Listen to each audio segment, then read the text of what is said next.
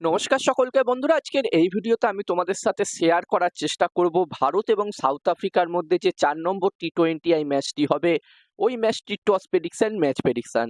ভিডিওটা একদমই ছোট্ট ভিডিও হবে, তোমরা স্কিপ করো না, পুরো ভিডিওটা দেখো। আর আমার এই নতুন চ্যানেলের ভিডিওগুলো তোমাদের ভালো লাগলে অবশ্যই একটা লাইক করো, আর চ্যানেলটিকে তোমরা অবশ্যই সাবস্ক্রাইব করে নিতে পারো এরকম ম্যাচ প্রেডিকশনের ভিডিও দেখতে চাইলে। যেখানে বন্ধুরা এই 4 নম্বর টি20 ম্যাচটি হতে চলেছে জোহানেসবার্গে। আর বন্ধুরা, যেখানে এই 4 ম্যাচের টি20 সিরিজের এটা শেষ ম্যাচ হতে চলেছে এবং বলা যেতে পারে এটা ডিসাইডার ম্যাচও হতে চলেছে। যেখানে এই ম্যাচটা যদি সাউথ আফ্রিকা টিম জেতে, তাহলে এই সিরিজটি 2-2 ড্র হয়ে যাবে। অন্যদিকে এই ম্যাচটি যদি ভারতীয় টিম জেতে, তাহলে এই টি20 সিরিজটি ভারতীয় টিম 3-1 নিজেদের নামে করবে, 3-1 জিতবে। তো এখানে একটি গুরুত্বপূর্ণ ম্যাচ হতে চলেছে এটি। আর বন্ধুরা, যেখানে এই সিরিজের প্রথম ম্যাচটিতে আমরা দেখেছিলাম ভারতীয় টিম 61 রানের ব্যবধানে সাউথ আফ্রিকা টিমকে হারিয়েছিল। আর বন্ধুরা, যেখানে দ্বিতীয় ম্যাচটিতে সাউথ আফ্রিকা টিম দারুণভাবে কামব্যাক করে এবং দ্বিতীয় ম্যাচটিতে ভারতীয় টিমকে সাউথ আফ্রিকা টিম 3 উইকেটে ম্যাচটি হারায়। অন্যদিকে 3 নম্বর যে ম্যাচটি হলো একদিন আগে, সেই ম্যাচটিতে আমরা একটি দারুণ হাড্ডাহাড্ডি লড়াই দেখলাম। দারুণ একটি ম্যাচ আমরা সকলেই উপভোগ করলাম, যেখানে ভারতীয় টিম প্রথমে ব্যাটিং করে 219 রান করেছিল এবং ভারতের হয়ে তিলক বর্মা তার কেরিয়ারের প্রথম সেঞ্চুরি করেছে। এবং বন্ধুরা, এই ম্যাচটিতে তিলক বর্মা দুর্দান্ত ব্যাটিং করে, সে 107 রান করে মাত্র 56 বলে এবং তার কারণেই এই ম্যাচটিতে ভারতীয় টিম 219 রান পর্যন্ত করতে পারে।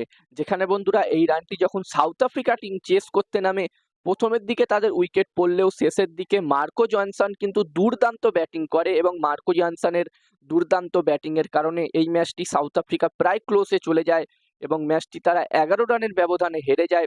যদিও বন্ধুরা, একটা সময় মনে হচ্ছিল ভারতীয় টিম খুবই সহজে ম্যাচটি জিতে নেবে, তবে মার্কো জনসনের শেষের দিকে ক্যামিওটি পুরোপুরি ম্যাচটি সাউথ আফ্রিকার দিকে ঘুরিয়ে দিয়েছিল। যেখানে মার্কো জনসন মাত্র 17 বল 54 রানের একটি দুর্দান্ত ইনিংস খেলেছিল এবং তার স্ট্রাইক রেট কিন্তু এখানে 300+ ছিল। আর বন্ধুরা, এখানে আমরা আশা করব যে এই 4 নম্বর ম্যাচটিতেও আমরা একটি ভালো ম্যাচ দেখতে পারবো। আর এই 4 নম্বর ম্যাচটিতেও বন্ধুরা, এখানে আমার মনে হচ্ছে 200+ স্কোরই হবে। যেখানে প্রথম ইনিংসে যেই টিমই ব্যাটিং করুক না কেন, ভারত বা সাউথ আফ্রিকা, এখানে 200 থেকে 220-র মধ্যে, 230-এর মধ্যে যদি টোটাল হয়, একটি ভালো টোটাল হতে পারে।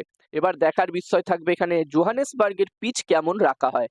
যেখানে প্রথম ম্যাচটিতে আমরা দেখেছিলাম একদমই ব্যাটিং ফ্রেন্ডলি উইকেট ছিল এবং দ্বিতীয় ম্যাচটিতে আমরা দেখেছিলাম সেখানকার পিচ কিন্তু অনেকটাই স্লো পিচ ছিল এবং 3 নম্বর ম্যাচটিতে আমরা দেখলাম একদমই সাপাট পিচ ছিল। এবার দেখার বিষয় থাকবে এই 4 নম্বর ম্যাচটিতে কিরকম পিচ রাখা হয়।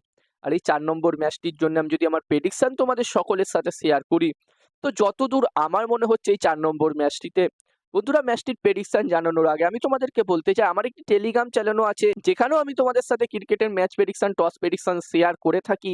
তোমরা চাইলে আমার টেলিগ্রাম চ্যানেলে জয়েন হতে পারো, ডেসক্রিপশনের লিংক আমি শেয়ার করে দিয়েছি। আর যতদূর বন্ধুরা আমার মনে হচ্ছে এই 4 নম্বর ম্যাচটিতে এখানে টস জিততে পারে ভারতীয় টিম এবং এই ম্যাচটিও জিততে পারে ভারতীয় টিম। আমার প্রেডিকশন রইল এই ম্যাচটিতে টস ম্যাচ দুটোই ভারতীয় টিম জিতবে। এবার দেখার বিষয় থাকবে কি হয়। আর তোমাদের মতামত তোমরা কমেন্ট করে জানাতে পারো এই ম্যাচটিতে কোন টিম জয়লাভ করতে পারে।